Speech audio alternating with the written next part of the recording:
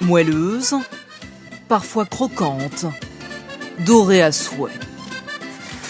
Entre elle et les Français, c'est une histoire d'amour qui dure depuis presque 100 ans.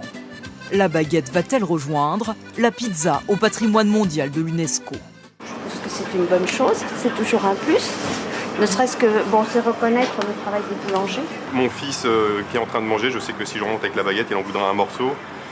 Donc ça fait partie de notre patrimoine, enfin moi de mon enfance, de son enfance. Chaque pays pourrait faire entrer quelque chose de sa culture dans l'UNESCO, donc je vois pas où est l'inconvénient pour la baguette.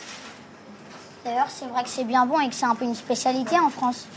Une spécialité bien française, la baguette telle que nous la connaissons est imaginée dès les années 20.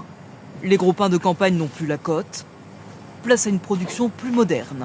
Moins de temps de pétrissage, de levage et de cuisson, et donc un moindre prix. Elle séduit les artistes, comme ici Salvador Dali, qui porte la plus grande baguette de l'époque, 12 mètres. Les hommes politiques aussi l'abordent comme un symbole de l'identité nationale, à gauche comme à droite.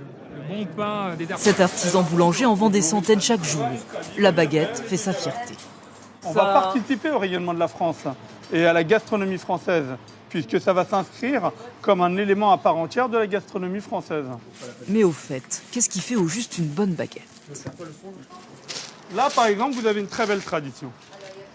Vous voyez, elle est dorée, et elle est belle, elle est agréable à regarder, même quand on la touche, le bruit qu'elle fait, quand on la tapote, etc. Là, elle est vraiment extra. Elle peut entrer au patrimoine de l'UNESCO, cette baguette?